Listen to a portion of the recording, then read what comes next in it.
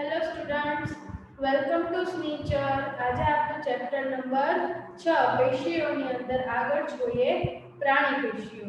બરાબર, હવે પ્રાણી પેશીઓ છે એ આપણે શું કહેવાય કે આપણે હલનચલન બધા શરીરમાં કરીએ છીએ। બરાબર, આપણી શારીરિક રચના છે વનસ્પતિઓ કરતા અલગ છે, તો આથી આપણા શરીરની અંદરની જે પેશીઓ છે ને એ પેશીઓ પણ વનસ્પતિઓ કરતા અલગ હોય છે। બરાબર, હવે આપણા શરીરના અંદર જે હલનચલન થાય છે એ શેના કારણે થાય છે? તો કે આપણા શરીરની અંદર આવેલી વિશિષ્ટ પ્રકારની પેશીઓના કારણે। બરાબર, તો ચલો હવે આપણે શરૂ કરીએ કે જ્યારે આપણે લોકો શ્વાસ લઈએ છીએ ત્યારે આપણી છાતીનું હલનચલન અનુભવી શકીએ છીએ। બરાબર, આપણે લોકો શ્વાસ લે તો આપણી છાતીમાં હલનચલન થાય છે, તો એ કેવી રીતે થાય છે? તો કે એના માટે આપણી પાસે અમુક વિશેષ કોષો આવેલા હોય છે જેને પેશીય કોષો કહીએ છીએ, અને આ કોષોના સંકોચન અને શિથિલનને પરિણામે અંગોની ગતિ પ્રાપ્ત થાય છે। એટલે કે આ જે કોષો છે પોળા થાયને ભેગા થાય, શું કે પોળા થાયને ભેગા થાય, આના કારણે શું થાય છે કે ગતિ પ્રાપ્ત થાય છે। શ્વાસની ક્રિયા દરમિયાન ઓક્સિજન લઈએ છીએ તે ઓક્સિજન ક્યાં જાય છે? તો કે તે ફેફસામાં અવશોષિત થાય છે તેમજ રુધિર દ્વારા શરીરના બધા જ કોષો સુધી પહોંચે છે। તો કે આપણે જે ઓક્સિજન લઈએ છીએ એનું શું થશે? તો કે શ્વાસની ક્રિયાથી તો કે ફેફસામાં અવશોષિત થશે, પછી ફેફસાની અંદર છે ને ઓલા વાયુરણો અને રુધિર કોટરો એવી બધી વિશિષ્ટ અલગ અલગ રચનાઓ હોય છે। આ બધી રચનાઓ દ્વારા આ ઓક્સિજન શરીરના બધા કોષો સુધી પહોંચે છે, અને હવે એ શરીરના બધા કોષો સુધી પહોંચાડવાનું કામ કોણ કરશે?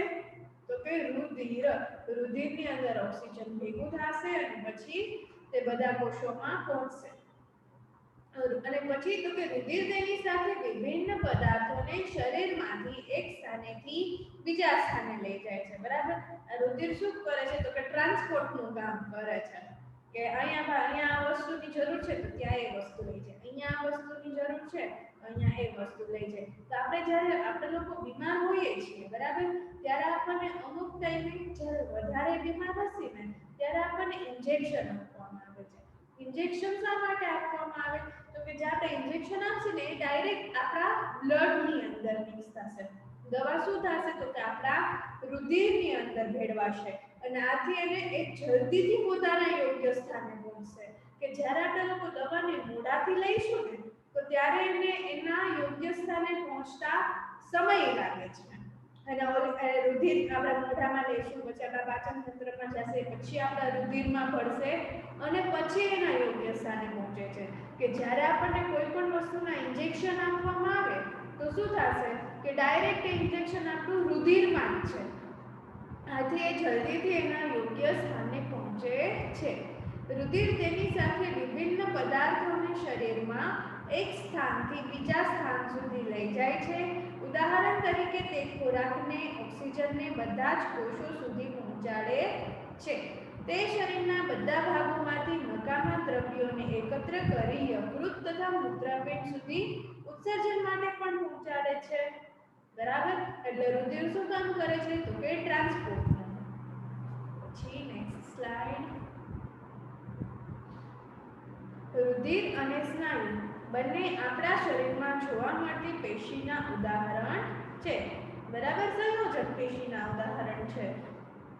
તેના કાર્યને આધારે આપણે વિભિન્ન પ્રકારની પ્રાણી પેશીઓ માટે વિચાર કરી શકીએ, કે આપણે એ બંનેનું કાર્ય છે એના ઉપરથી આપણે વિચાર કરી શકીએ કે આ પેશી આવું કાર્ય કરતી હશે, આ પેશી આવું કાર્ય કરતી હશે। બરાબર, અધિચ્છદીય પેશી, સંયોજક પેશી, સ્નાયુ પેશી, ચેતાપેશી વગેરે। રુધિર શેનો પ્રકાર છે? તો કે રુધિર સંયોજક પેશીનો એક પ્રકાર છે, અને સ્નાયુ પેશીની રચના કરે છે, એટલે કે આપણા શરીરના બધા સ્નાયુઓ ભેગા થઈને શેની રચના કરે છે? તો કે સ્નાયુ પેશીની। હવે એમાં આપણે પહેલું ભણવાનું છે અધિચ્છદીય પેશી। બરાબર, પ્રાણીના શરીરને ઢાંકતી કે બાહ્ય આવરણ સ્વરૂપે રક્ષણ આપતી પેશી। આ જે અધિચ્છદીય પેશી છે ને એ શું છે? તો કે આપણા પ્રાણીનું શરીર છે એને ઢાંકતી, હંમેશા મોસ્ટલી બહારની સપાટી ઉપર આવેલી હોય છે અને અંદરની બધા અંગોને રક્ષણ આપે છે, બરાબર। એ પેશી કઈ છે તો કે અધિચ્છદીય પેશી। અધિચ્છદીય પેશીના અંદર રહેલા મોટા ભાગના અંગો અને પોલાણો કે અવકાશોને ઢાંકે છે। આવ્યું કે આપણા જે અંદરના બધા અંગો છે કે પોલાણો છે કે જે કંઈ પણ છે એને બધાને કોણ ઢાંકે છે તો કે અધિચ્છદીય પેશી। અને તે વિભિન્ન પ્રકારના શારીરિક તંત્રોને એકબીજાથી અલગ કરવા માટે અંતરાલ કે અવરોધનું નિર્માણ કરે છે। એટલે કે આપણા શરીરની અંદર તો ઘણા બધા તંત્રો આવેલા હશે, એટલે કે અંગતંત્રો હશે, બરાબર। હવે આ જે અંગતંત્રો છે ને એકબીજાથી અલગ પાડવા માટે એ વચ્ચે અવરોધ ઊભો કરશે, બરાબર, અવરોધનું નિર્માણ કરે છે। પછી તો કે ત્વચા, મોંનું અસ્તર, અન્નનળી, રુધિરવાહિનીનું અસ્તર, ફેફસાના વાયુકોષ્ઠો, મૂત્રપેટ નલિકા બધા જ અધિચ્છદીય પેશીના બનેલા છે। અને અધિચ્છદીય પેશીના કોષો એકબીજા સાથે ચુસ્ત રીતે સતત જોડાઈને એક આચ્છાદિત આવરણનું નિર્માણ કરે છે, બરાબર। આચ્છાદિત એટલે કે કોઈ પણ વસ્તુને આખી ઢાંકી દે એવા આવરણનું। તે આવરણોની વચ્ચે સિમેન્ટ દ્રવ્ય ખૂબ જ ઓછી માત્રામાં હોય છે અને મોટે ભાગે આંતરકોષીય અવકાશનો પણ અભાવ હોય છે। એટલે કે આ બધી જે આવરણો બનાવશે ને, બરાબર, એ આવરણોની વચ્ચે સિમેન્ટ દ્રવ્ય પણ ઓછું હશે અને આંતરકોષીય અવકાશ પણ ઓછો હશે। શા માટે તો કે કોષો એકબીજાથી નજીક જોડાયેલા હશે, બરાબર, એટલા માટે। જે પદાર્થ શરીરમાં પ્રવેશે કે બહાર નીકળે તે અધિચ્છદના કોઈ પણ સ્તર કે પટલમાંથી અવશ્ય પસાર થાય છે। વિભિન્ન પ્રકારના અધિચ્છદીય કોષોની વચ્ચેની પારગમ્યતા શરીર અને બાહ્ય વાતાવરણ તેમજ શરીરના વિભિન્ન અંગો વચ્ચેના પદાર્થોના આદાન પ્રદાનમાં મહત્વપૂર્ણ ભૂમિકા ભજવે છે। એટલે કે માની લો આ આપણી અધિચ્છદીય પેશીના કોષો છે, બરાબર।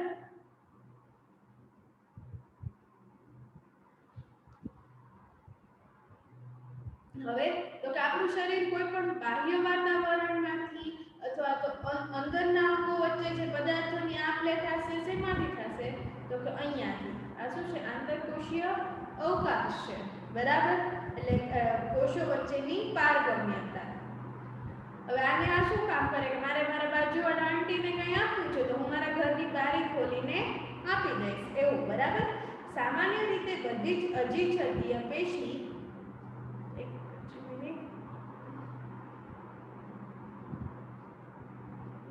અધિચ્છદીયને એક બાહ્ય રેસામય આધાર કલા જે નીચે રહે છે તે પેશીને અલગ કરે છે।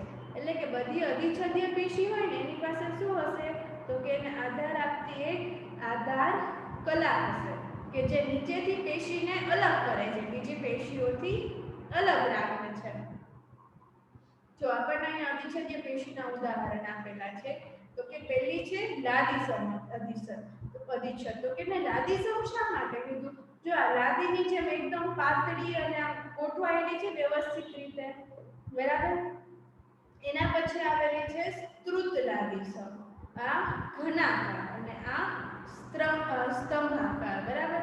આ એક લાદીસમનો જ પ્રકાર છે અને ઘનાકાર શું કામ એને કહેવાય છે તો કે એના જે કોષો છે ને, બરાબર, એ ચોરસ છે, બરાબર, એટલા માટે એને ઘનાકાર કહે છે। પછી તો કે આવ્યા સ્તંભીય, બરાબર, એટલે કે ઊભા સ્તંભ જેવા એના કોષો છે। સમજાઈ ગયું ને? આ લાદીસમ જ છે, બંને અલગ અલગ પ્રકારની। હવે તો કે વિભિન્ન અધિચ્છદીય પેશીઓની સંરચના વિભિન્ન પ્રકારની હોય છે। એટલે કે અધિચ્છદીય પેશીઓ છે એની સંરચના કેવી હોય છે? અલગ હોય છે, કે એના કાર્ય ઉપર નિર્ભર હોય છે કે એને કેવું કાર્ય કરવાનું છે એ એવી રીતની એની રચના કરશે। એટલે કે જો કોઈ પણ વ્યક્તિ હોય ને તો હું તમને ઉદાહરણ આપું કે હું ઘરે રહીશ ને તો હું કંઈક અલગ રીતે રહેતી હઈશ, કેમ કે મારે ઘરે અલગ કામ કરવાનું હોય છે। તો મારા કપડાં, રહેવાની સ્ટાઇલ બધું ઘર જેવું હશે. પછી હું ક્લાસીસે છું ને તો હું ક્લાસીસને જેમ આવતી હોઈશ, બરાબર, કેમ કે મારે અહીંયા ટીચર બનીને રહેવાનું છે. પછી હું કદાચ કોલેજે જતી હોઉં, બરાબર, મે બી કોલેજે અથવા તો સ્કૂલે અથવા તો મારા ટ્યુશનમાં જતી હોય તો હું કેવી રીતે રહીશ, તો કે એક સ્ટુડન્ટની જેમ રહીશ. એટલે એના કાર્યો ઉપર એના આકાર અને બધો આધાર રાખે છે. પછી ક્યાં પૂછ્યા, ઉદાહરણ તરીકે રુધિર વાહિનીઓ કે ફેફસાના વાયુ કોષોનું અસ્તરના કોષો જ્યાં પદાર્થોનું સંવહન પસંદગીમાન પ્રવેશશીલ પટલ દ્વારા થાય છે ત્યાં અહીંયાથી શું કે બધા પદાર્થોનું સંવહન કરવાનું છે. આથીને અધિચ્છદ કેવી હશે, તો કે પાતળી સરળ ચપટા પ્રકારની અધિચ્છદ પેશીના કોષો આવેલા હોય છે જેને સરળ લાદીસમ અધિચ્છદીય પેશી કહે છે. હવે તો કે સરળ લાદીસમ અધિચ્છદ પેશીના કોષો ખૂબ જ પાતળા, ચપટા અને નાજુક અસ્તર બનાવતા હોય છે, બરાબર. અન્નળી અને મોઢાનું અંદરનું અસ્તર પણ લાદીસમ અધિચ્છદ પેશી દ્વારા જ આવરિત હોય છે. એટલે તો લાદીસમ અધિચ્છદીય પેશી ક્યાં આવેલી હશે, તો કે રુધિર વાહિનીઓ, ફેફસાના વાયુ કોષો, પછી અન્નનળી અને મોઢાના અંદરનું અસ્તર, બરાબર. અહીંયા આપણે લોકો લખી નાખીએ લાદીસમ.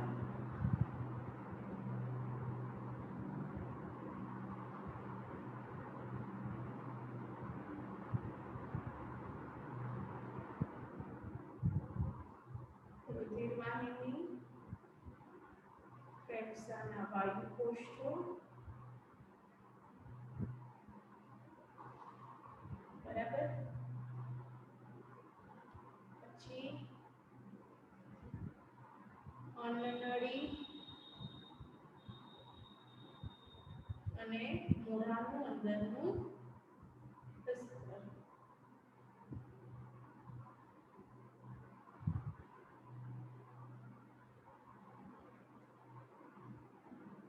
પછી તો કે શરીરનું રક્ષણાત્મક આવરણ અથવા તો ત્વચા, બરાબર. પછી તો કે ત્વચા આપણી સ્કિન કોને બનેલી છે, લાદીસમની. ત્વચા અધિચ્છદીય પેશીના કોષોને કાપવાથી તથા ફાટવાથી બચાવવા માટે અનેક સ્તરોમાં સુવ્યવસ્થિત ગોઠવાયેલી છે. એટલે કે આપણી ત્વચાના કોષો છે, બરાબર, એને નુકસાન ન થાય ને એટલે ત્યાં અધિચ્છદીય પેશી એકદમ વ્યવસ્થિત રીતે ગોઠવાયેલી છે. હવે તો કે આ અધિચ્છદીય પેશીને શું બીજું નામ છે, તો કે ત્વચા ઉપર ગોઠવાયેલી હોય એને તો કે સ્તરીય કે શૃંગીય સ્ત્રુત અધિચ્છદ. સમજાય છે, સ્તરીય કે શૃંગીય સ્ત્રુત અધિચ્છદ. જો આપણે ન કે ત્વચાના ઘણા બધા લેયર, એટલે જો આમાં અધિચ્છદ પેશીના ઘણા બધા લેયર આવેલા છે, બરાબર. આથી એને શું કહે છે, તો કે સ્તરીય કે શૃંગીય સ્ત્રુત અધિચ્છદ. ઓકે. હવે તો કે જ્યાં અભિશોષણ અને સ્ત્રાવ થતો હોય, જેમ કે આંતરડાનું અંદરનું સ્તર જેમાં લાંબા અધિચ્છદીય કોષો હાજર હોય છે તેને સ્તંભાકાર અધિચ્છદીય કહે છે. અને આ પેશીના કોષો અધિચ્છદીય અવરોધોને પસાર કરવા માટે મદદરૂપ થાય છે. હવે ક્યાં ગયો સ્તંભાકાર, બરાબર. સ્તંભાકાર એ ક્યાં હશે, મુખ્યત્વે તો કે અભિશોષણ થતું હોય, બરાબર. તો એ ક્યાં હશે, તો કે આંતરડામાં અંદરના સ્તરમાં. પછી તો કે બરાબર શ્વાસ નળીમાં.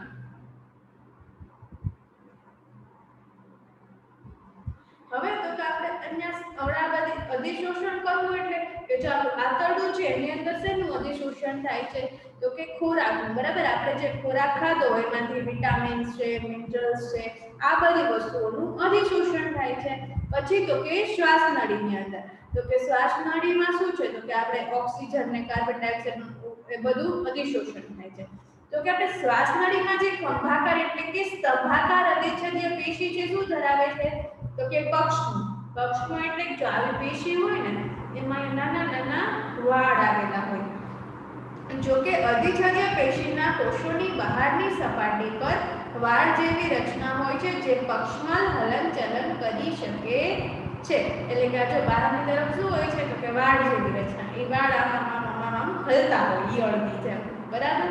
તેમજ તેમની ગતિ શ્લેષ્મને આગળ સ્થળાંતરિત કરીને પ્રદેશને સ્વચ્છ કરવામાં મદદરૂપ કરે છે। આવી અધિછેદ્ય પેશીને પક્ષમલ અધિછેદ્ય પેશી કહે છે।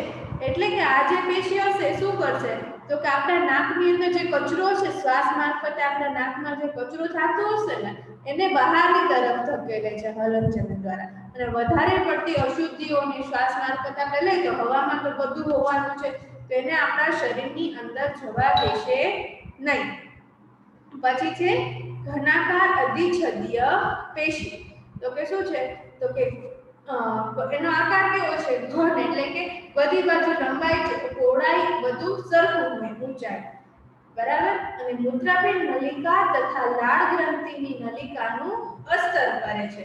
તો કે ઘનાકાર ક્યાં હશે તો કે મૂત્રાપિંડ નલિકા અને લાળ ગ્રંથિની નલિકા, બરાબર। અને ત્યાં શું કરે છે તો કે યાંત્રિક આધાર આપવાનું કાર્ય કરે છે। અને બીજું શું તો કે આ જે કોષો છે ને ઘનાકારના, એની વિશિષ્ટતા શું છે કે ગ્રંથિ કોષો તરીકે કાર્ય કરે છે, એટલે કે જે ગ્રંથિમાં છે ને એના જ કોષો જેવું કાર્ય કરે છે, બરાબર। તો કે અધિછેદ્ય પેશીની સપાટી પર પદાર્થોનો સ્ત્રાવ કરે છે, ત્યાંના કોષો જેવી રીતે શું કહે પદાર્થોનો સ્ત્રાવ કરતા હોય એવી રીતે તે ગ્રંથિમાં જે પદાર્થનો સ્ત્રાવ થતો હશે તેનો સ્ત્રાવ કરે છે, એટલે કે આપણે લાળનો સ્ત્રાવ કરે છે। કેટલીક વાર આ અધિચ્છદ પેશીનો કેટલોક ભાગ અંદરની તરફ વળેલો હોય છે અને એક બહુકોષીય ગ્રંથિનું નિર્માણ કરે છે, અને આ પેશીને ગ્રંથીય અધિચ્છદ પેશી પણ કહે છે। ઓકે, અહીંયા આપણી અધિચ્છદ પેશી પૂરી। હવે આપણે લોકો આગળ જોઈએ સંયોજક પેશી, બરાબર। સંયોજક પેશી મુખ્યત્વે 7 પ્રકારની છે: રુધિર, અસ્થિ, કાસ્થી, અસ્થિબંધ, સ્નાયુબંધ, તંતુઘટક અને મેદપૂર્ણ, બરાબર। હવે તો આપણે આમાં ડિટેલમાં ચાલુ કરીએ તો રુધિર શું છે તો કે એક પ્રકારની સંયોજક પેશી છે, બરાબર।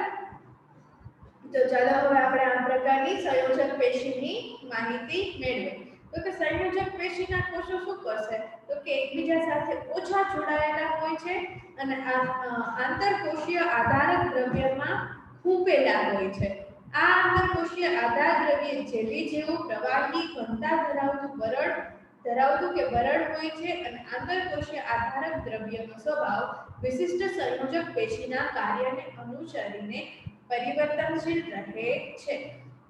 એટલે કે આ જે સંયોજક પેશીના કોષો છે ને એક તો એની ઓછા જોડાયેલા, એટલે કે એની વચ્ચે થોડી અંતર વધારે હોય છે, બરાબર। આંતરકોષીય અંતર વધારે હોય છે। પછી તો કે કેવી રીતે કોષો ગોઠવાયેલા હોય તો કે આંતરકોષીય દ્રવ્યની અંદર ખૂંપેલા હોય છે, એટલે કે આપણે શું કહે કેકની અંદર કેન્ડલ ખૂંચાડીએ ને એવી રીતે। હવે તમે કેકને માની લો કે કેક છે એ આંતરકોષીય આધારક દ્રવ્ય છે, બરાબર। હવે એની અંદર બધી આપણે કેન્ડલ ખૂંચાડી એ બધા કોષ છે, ઓકે, આવી રીતે એની રચના હોય છે। હવે તો કે જે આંતરકોષીય દ્રવ્ય છે ને એ કોઈ પણ પેશીના કાર્યને અનુસરીને પોતાનો સ્વભાવ બદલે છે, એને જેવું કાર્ય કરવાનું હોય ને એવી રીતનો સ્વભાવ હશે। તો કે ક્યાંક એક કઠણ હશે, ક્યારેક પ્રવાહી હશે, બરાબર, ક્યારેક ઘનતા ધરાવતું હશે, એકદમ બરડ હશે કે પોચું હશે, આવી રીતે એનો સ્વભાવ અલગ અલગ હોય છે। પછી તો કે રુધિરની વાત થાય છે। રુધિરનું આંતરકોષીય દ્રવ્ય કેવું હશે તો કે પ્રવાહી આંતરકોષીય આધારક દ્રવ્ય રુધિરનું પ્રવાહી સ્વરૂપ હોય છે, બરાબર। હવે એના આધારક દ્રવ્યના ભાગ છે એને શું કહેવાય છે તો કે રુધિર રસ, બરાબર। અને ઇંગ્લિશમાં શું કહે છે તો કે પ્લાઝ્મા। રુધિર રસમાં લાલ રુધિર કણો એટલે કે આરબીસીસ, ડબલ્યુબીસીસ અને ત્રાક કણો હોય છે। આ 3 પ્રકારના કોષો હોય છે। રુધિર રસમાં એના સિવાય શું હશે તો કે પ્રોટીન, NaCl એટલે કે મીઠું અને અંતઃસ્ત્રાવો હશે બીજા। કાર્ય શું કરશે તો કે વાયુઓ શરીરમાં પચેલો ખોરાક અંતઃસ્ત્રાવો અને ઉત્સર્જિત પદાર્થોને શરીરના એક ભાગથી બીજા ભાગમાં વહનનું કાર્ય કરે છે બરાબર તો આપણે રુધિર થઈ ગઈ એક રુધિર પેશી તો રુધિરનું આધારક દ્રવ્ય કોણ છે તો કે પ્રવાહી રુધિર રસ પછી એની અંદર રુધિર રસમાં કોણ કોણ આવેલું છે તો કે લાલ રુધિર કણો શ્વેત રુધિર કણો ત્રાક કણો બરાબર પ્રોટીન મીઠું અંતઃસ્ત્રાવ બરાબર અને રુધિર કાર્ય શું કરશે તો કે વાયુઓ પાચિત ખોરાક અંતઃસ્ત્રાવો અને ઉત્સર્જિત પદાર્થોને એક ભાગથી બીજા ભાગે લઈ જવાનું બરાબર આટલું સમજાઈ ગયું ચલો હવે આપણે લોકો જોઈએ બીજી ક્રમથી અહીં આપણને જો આપેલું છે આ રુધિરના છે ને બધા કણો છે તો કે આ છે અંદર તટસ્થ કણો આવેલા હોય આપણને ત્યાં ત્રણ નામ આપેલા છે પણ અહીંયા શ્વેત કણ છે શ્વેત કણના બે પ્રકાર હોય છે પછી લસિકા કણ છે આ છે ત્રાક કણો છે બરાબર આ શું છે વિભિન્ન શ્વેત રુધિર કણિકાઓ પછી બીજી પેશી છે હવે તો કે અસ્થિ કોનું આવ્યું વારો અસ્થિનો એ પણ શું છે સંયોજક પેશી છે એ કામ શું કરે છે તો કે શરીરના હાડપિંજરનું નિર્માણ અને શરીરને આકાર આપે છે શરીરના હાડપિંજરનું નિર્માણ કરી શરીરને આકાર આપવાનું કાર્ય કરે છે પેશીઓને મદદરૂપ થાય છે અને શરીરના મુખ્ય અંગોને આધાર આપે છે જો આપણી અંદર અસ્થિ ના હોય હાડપિંજર ના હોય તો આપણે આમ ઊભા હોય છે આમ ઢગલો થઈ ગયા હોય બરાબર ને તે પેશી કેવી હોય છે તો કે મજબૂત અને કઠણ હોય છે બરાબર અસ્થિ કોષો આંતરકોષીય આધારક દ્રવ્યોમાં ગોઠવાયેલા હોય છે કે જે કેલ્શિયમ તથા ફોસ્ફરસના બનેલા હોય છે એટલે કે એનું આધારક દ્રવ્ય શેનું બનેલું હશે તો કે કેલ્શિયમ અને ફોસ્ફેટના આજથી જ આપણે બધા એમ કહેતા હોય કે હાડકાની મજબૂતાઈ માટે કેલ્શિયમ જરૂરી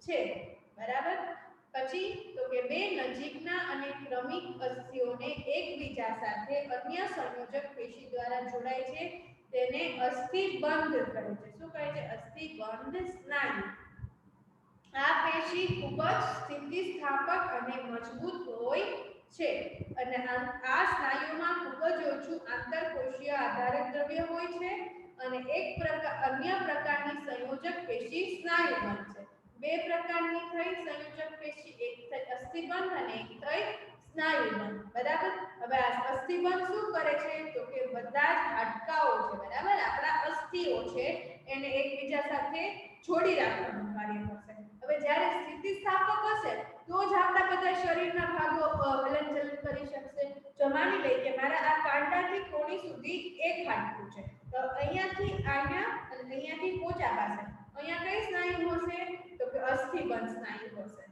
બરાબર અથવા તો સ્નાયુબંધ કોઈ પણ એવી શું કહેવાય પેશી ગોઠવાયેલી હશે કે જ્યાં હલનચલનમાં મદદ કરી શકે તેવી સ્થિતિસ્થાપક હોય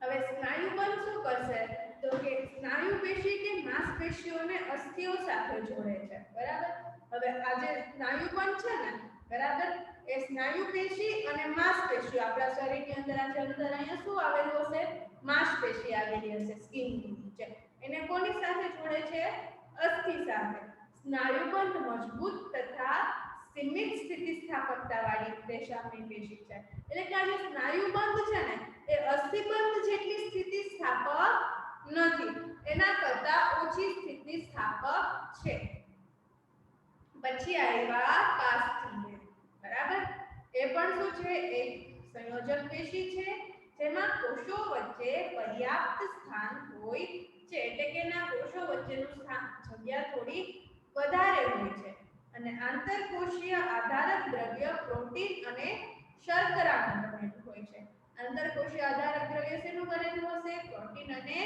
શર્કરાનું તે અસ્થિઓના સાંધાઓને દિશા બનાવે છે અને કાસ્ટિંગ નાક કાન ગળું અને શ્વાસ નળીમાં પણ હાજર હોય છે, બરાબર। હવે તો કાસ્થીનું આંતરકોષીય આધારક દ્રવ્ય શેનું બનેલું હશે, તો કે પ્રોટીન અને શર્કરાનું બનેલું હશે, બરાબર।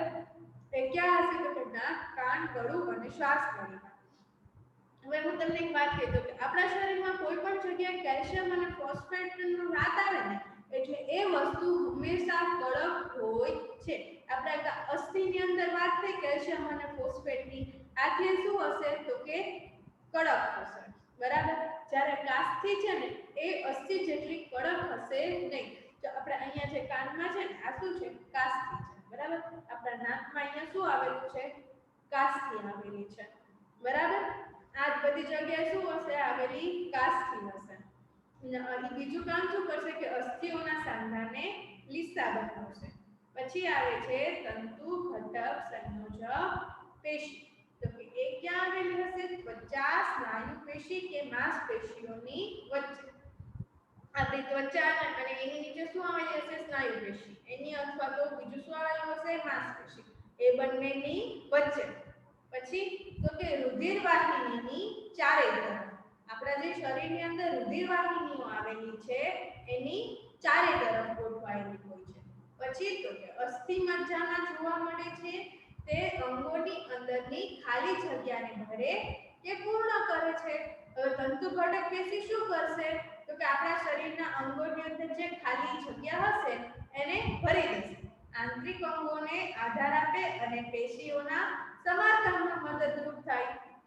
તો તંતુ ઘટક પેશી કઈ કઈ જગ્યાએ આવેલી છે, તો કે ત્વચા અને સ્નાયુ પેશીની વચ્ચે અથવા તો ત્વચા અને માંસપેશીની વચ્ચે, બરાબર।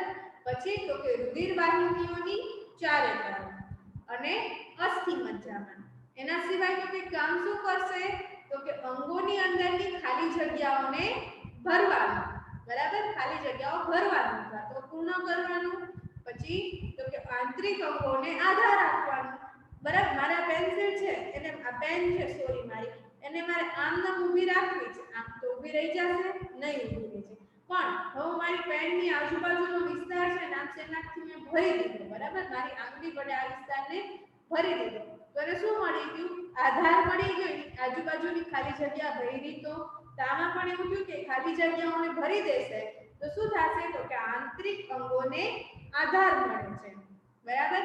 અને એના સિવાયનું કામ શું કરે છે, તો કે બીજી કોઈ પણ પેશીઓને નુકસાન થયું હોય, અંદર એનું રિપેરિંગ કામ કરવાનું હોય તો એની અંદર મદદ કરે છે। પછી તો કે ચરબી અથવા તો મેદપૂર્ણ પેશી, બરાબર। હવે આ પેશી શું કરે, તો કે ક્યાં જોવા મળે છે, તો કે ત્વચાની નીચે અને આંતરિક અંગોની વચ્ચે, ત્વચા અને આંતરિક અંગોની વચ્ચે જોવા મળે છે। આ પેશીના કોષો ચરબી કે મેદના ગોલકોથી ભરેલા હોય છે। આ પેશીના કોષોમાં શું ભરેલું હશે, તો કે ચરબી અથવા તો મેદ, ફેટ ભરેલું હશે। અને ચરબી અને મેદનો સંગ્રહ થવાને કારણે ઉષ્મા નિયમનનું એટલે કે ગરમી આપલેનું કાર્ય પણ કરી શકે છે। હવે આપણને થતું છે કે હવે ભાઈ ચરબીનો સંગ્રહ કરવાની શું જરૂર છે, બરાબર, આપણને બધાને થાય, પણ હવે આપણને ખ્યાલ હશે કે ઘણા લોકો છે એ કેટલા બધા દિવસ સુધી ઉપવાસ કરતા હશે, જનરલી જૈનની અંદર હોય છે કે લોકો એને પર્યુષણ ને એવું બધું ચાલુ હશે તો જાજા દિવસ 15 દિવસ 20 દિવસ સુધી કંઈ ખાધા વગર રહે છે। તો છતાં પણ માણસો એટલા બધા દિવસ ખાધા વગરના શા માટે રહી શકે છે, તો કે હું રોજિંદા જીવનમાં તો ખોરાક લઉં છું, તો મારું શરીર છે રોજિંદા જીવનમાં હું જે ખોરાક લઈશ એમાંથી ઉર્જા મેળવી અને કામ કરશે। પણ જ્યારે હું ખોરાક નથી લેતી તો મારા શરીરને ક્યાંથી પોષક દ્રવ્યો મળશે, તો કે આ જે મેદપૂર્ણ પેશી છે એની અંદર જે મેદના ગોલકો છે ને, આ જે ચરબી છે ને એને જે એને વિટામિનની જરૂર હશે એમાં ફેરવશે અને પછી એનો એ ઉપયોગ કરી ઉર્જા મેળવે છે। તો મેદપૂર્ણ પેશી આના માટેથી કામ આવે છે કે જ્યારે હું કદાચ આપણે એમ કે જો બીમાર પડ્યા તો બહુ પાતળા પડી ગયા, બરાબર, તો આવું શા માટે થશે, તો કે હું ખોરાક લેવાનું બંધ કરી દઉં બીમાર પડી ગઈ એટલે, બરાબર, તો હવે મારા શરીરને ઉર્જા તો જોશે જ, તો ઉર્જા ક્યાંથી મેળવશે, તો કે આ જે મેદપૂર્ણ પેશીની અંદર મેદનો સંગ્રહ થયેલો હશે એમાંથી, તો આ સંગ્રહ વપરાતી જશે મેદપૂર્ણ પેશી, તો શું થશે કે માણસનું શરીર પાતળું થઈ જશે. ઓકે, તો અહીંયા આપણી સંયોજક પેશી પણ પૂરી થાય છે.